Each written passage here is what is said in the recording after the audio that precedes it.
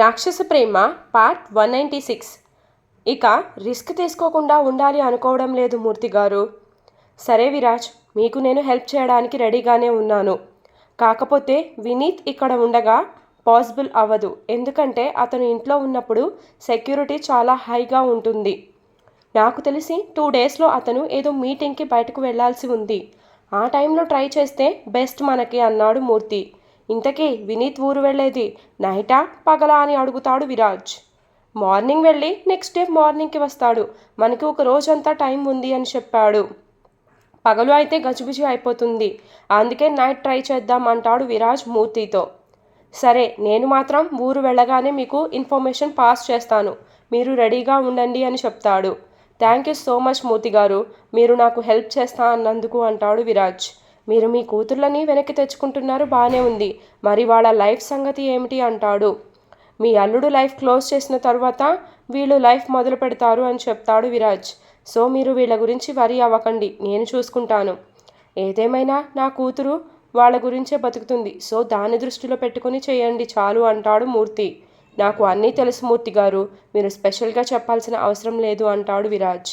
ఇక నేను వెళ్తాను. వేగా ఒక్కతే ఇంట్లో ఉంది, నా కోసం ఎదురు చూస్తూ ఉంటుంది అన్నాడు విరాజ్. సరే అని మూర్తి కూడా విరాజ్కి సెండ్ ఆఫ్ ఇస్తాడు.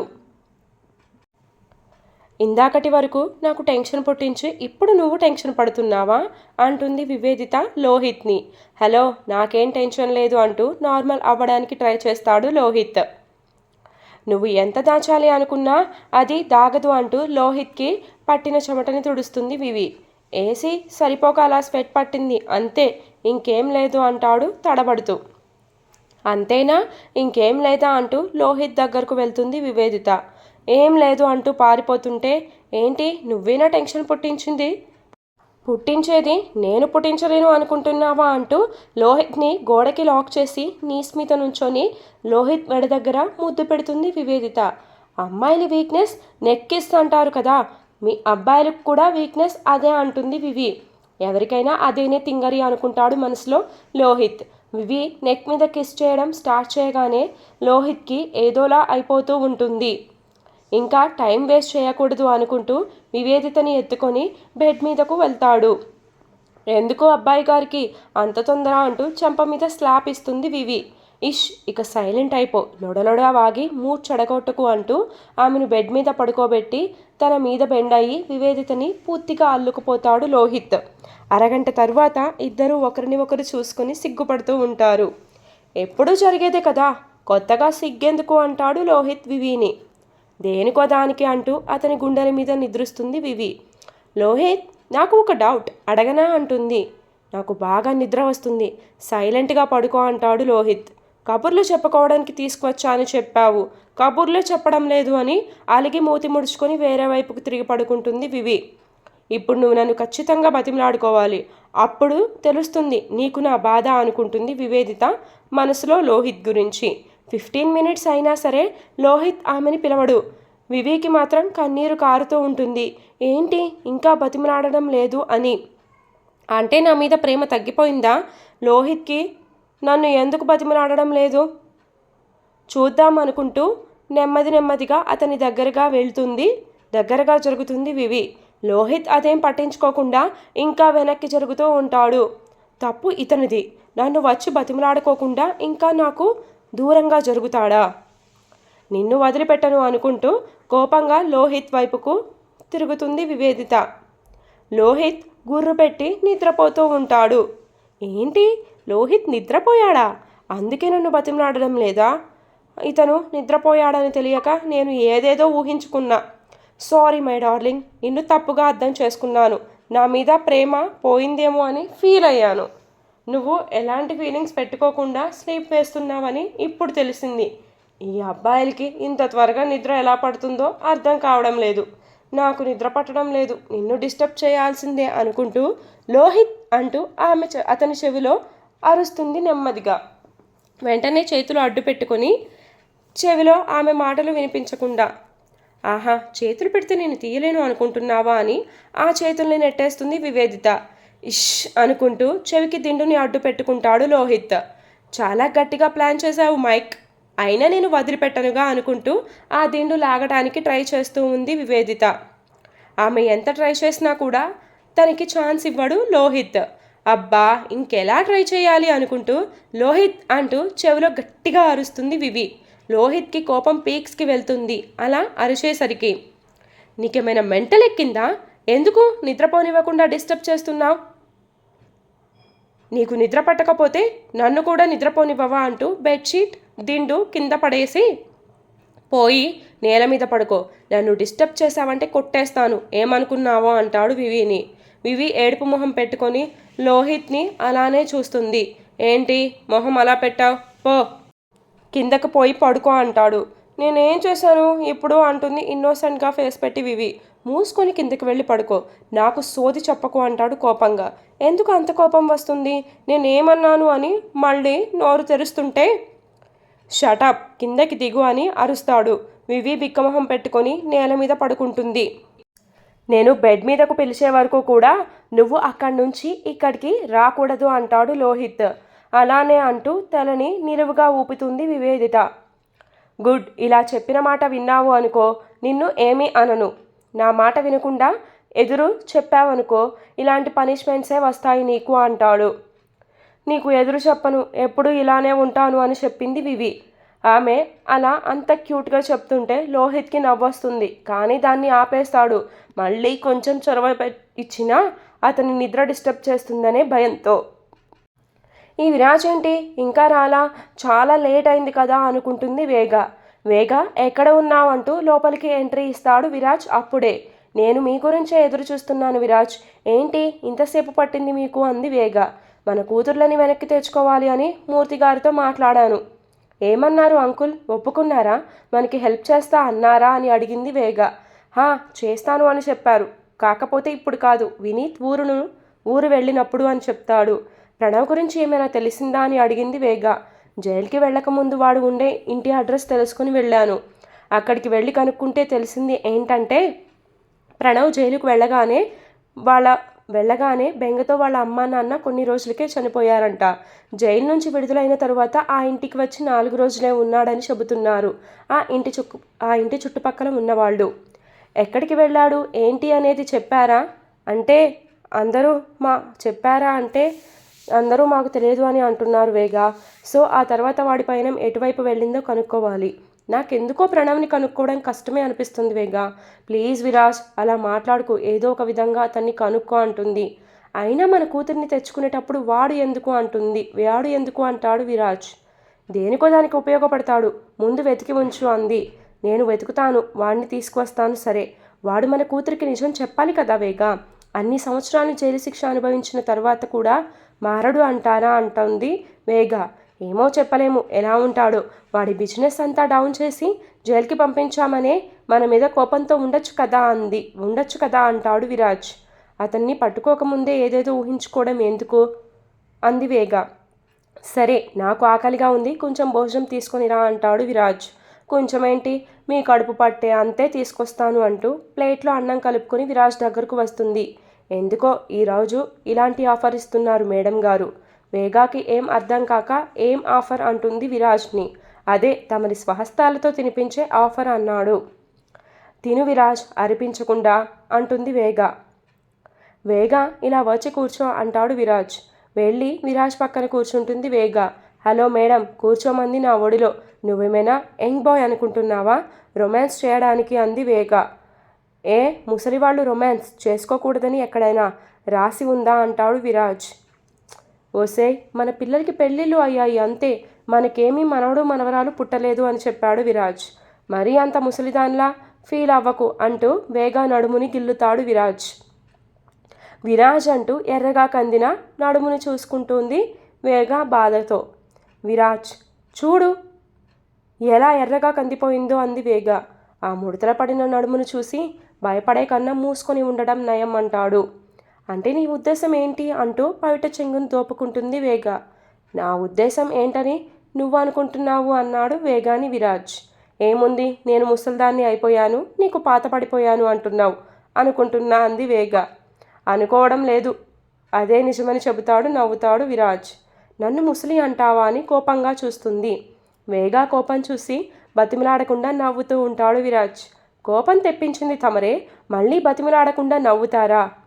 ఇందాక నేనేదో ఆఫర్ ఇచ్చాను అని తెగ మురిసిపోయారు కదా, ఇప్పుడు చెప్తున్నా వినండి, మీకు తినిపించడం లేదు, మీ ఆఫర్ క్యాన్సిల్ అంటుంది వేగ. ఏం పర్లేదు, నాకు చేతులు లేవా, నేను తినలేనా అంటాడు విరాజ్. అయితే తిను అని మొహం అలిగినట్టు పెట్టి అక్కడి నుంచి వెళ్ళిపోతుంది వేగ. పిచ్చి వేగ, ఎప్పుడు చూడు కోపం తెచ్చుకుంటూనే ఉంటావు అన్నాడు. నేను కోపం తెచ్చుకోవడం కాదు, మీరు కోపం తెప్పిస్తారు అంటుంది వేగ వెనక్కి తిరిగి. ఏం చేస్తాం, నా వీక్నెస్, నువ్వు కోపంగా ఉంటే ముద్దుగా ఉంటావు.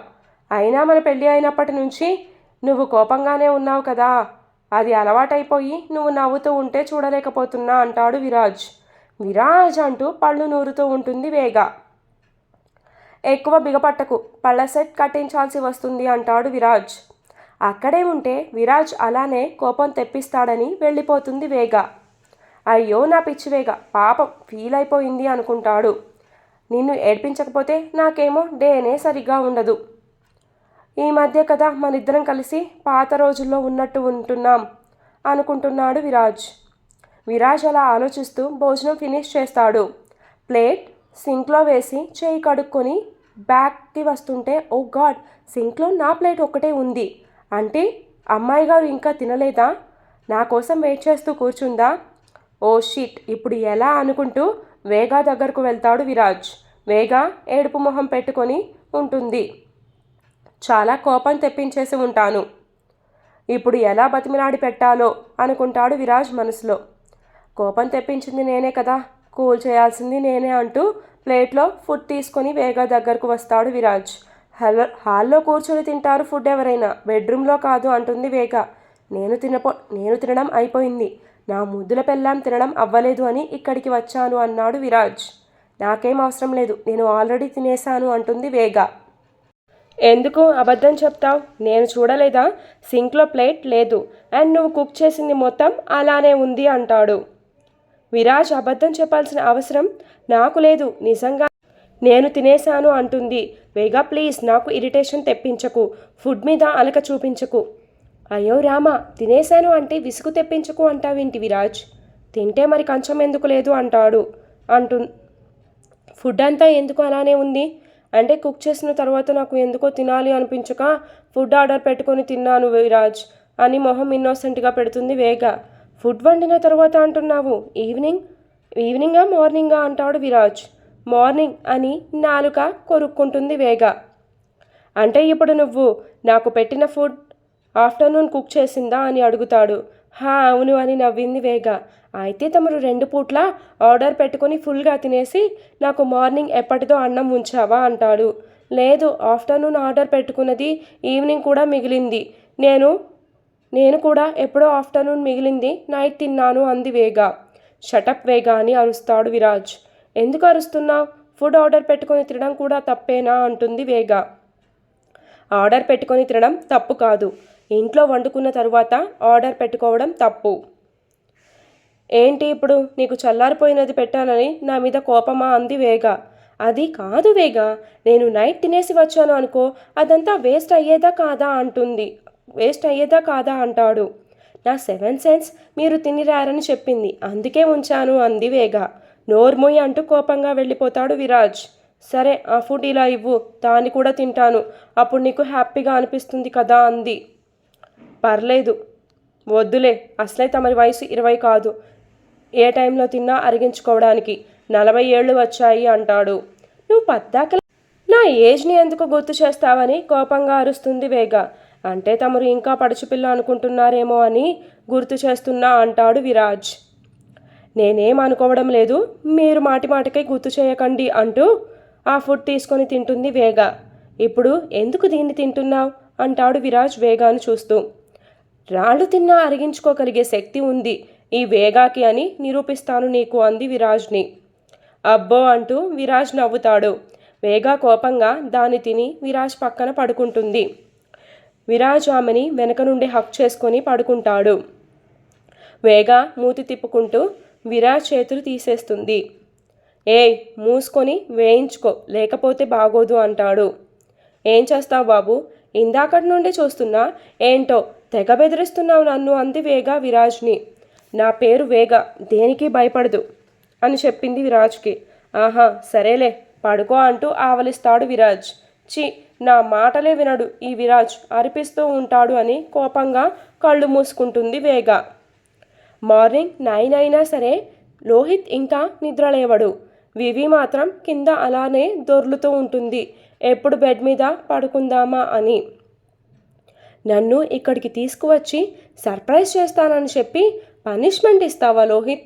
ఒక్కసారి కళ్ళు తెరిచి చూడు, నీ సంగతి చెప్తా అనుకుంటుంది మనసులో వివి లోహిత్ని చూసి.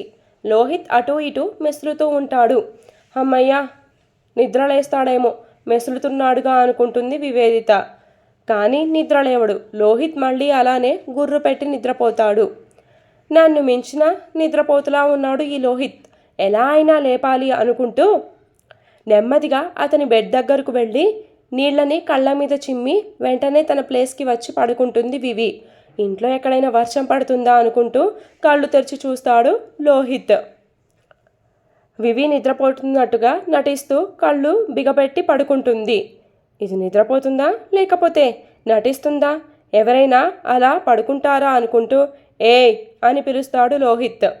ఏవండి చెప్పండి అంటుంది మొహం ఇన్నోసెంట్గా పెట్టి వివేదిత. నువ్వేంటి అక్కడ ఉన్నావు, ఇలా రా, నా పక్కకి వచ్చి పడుకో అంటాడు. అంటే నైట్ నన్ను తిట్టినవి మొత్తం మర్చిపోయావా అంటుంది లోహిత్ని. మరి నిద్రలో డిస్టర్బ్ చేస్తే తిట్టకుండా ముద్దు పెట్టుకుంటారా? అయినా నేను నిద్రపోయిన తర్వాత వచ్చి బెడ్ మీద పడుకోవచ్చుగా అన్నాడు. నేను నిద్రపోయిన తర్వాత వచ్చి మళ్ళీ బెడ్ మీద పడుకోవచ్చు కదా, అలానే కింద పడుకోకపోతే అంటాడు. కింద పడుకున్నానని ఎవరు చెప్పారు? అసలు నిద్ర పట్టలేదు, నాకు నడుము నొప్పి వస్తుంది అంటుంది వివేదిత. సరే సరే నీ పనిష్మెంట్ అయిపోయింది, లే రా నా పక్కకి వచ్చి పడుకో అంటాడు. నేను రాను, నువ్వు రమ్మంటే రావాలి లేకపోతే వెళ్ళిపోవాలా? ఎహే అరిపించకుండా రా, నిన్ను హక్ చేసుకుని పడుకుంటాను అన్నాడు లోహిత్. నువ్వే ఇక్కడికి రా, నేను బెడ్ మీద పడుకోను అంటుంది మొహం అలిగినట్టుగా పెట్టి. సరే నేనే కిందకి వస్తాను అంటూ చాలా బద్ధకంగా ఒళ్ళు విరుచుకుంటూ లోహిత్ కిందకి వస్తాడు. వివి లోహిత్ వచ్చే వరకు ఎదురు చూస్తూ ఉండి అతను ఆమె దగ్గరికి రాగానే లేచి బెడ్ దగ్గరకు వెళ్తుంది. వివి అంటూ కోపంగా చూస్తాడు లోహిత్.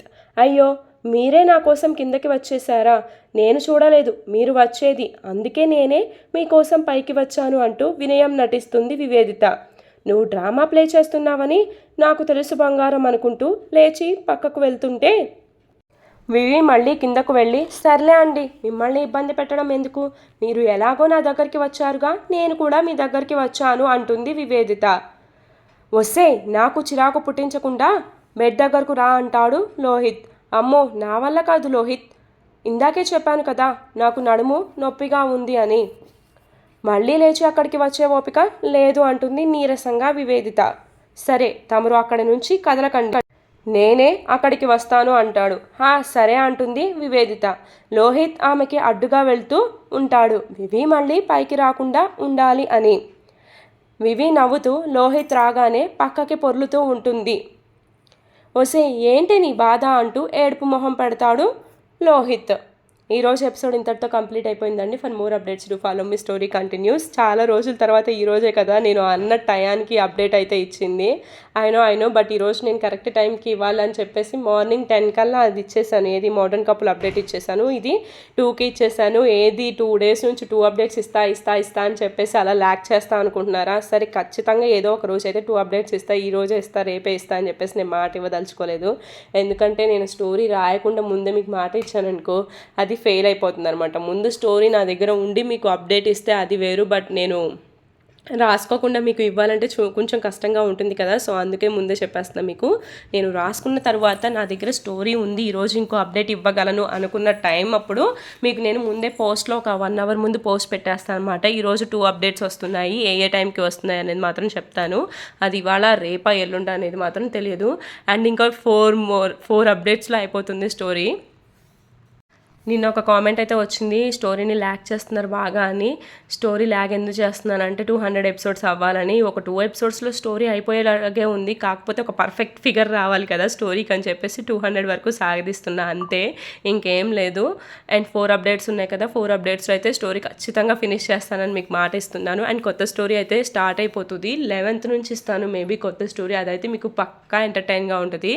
శాడిస్ట్ బాస్ అనమాట. శాడిస్ట్ బాస్ తన దగ్గర వర్క్ చేసే అమ్మాయిని పెళ్లి చేసుకుంటాడు. అసలు ఎందుకు పెళ్లి చేసుకున్నాడు, అదొక అగ్రిమెంట్ టైప్లో చేసుకుంటాడనమాట. అది ఎందుకు చేసుకుంటాడు అదన్నీ కూడా మీకు స్టోరీలో ముందు ముందు వస్తుంది.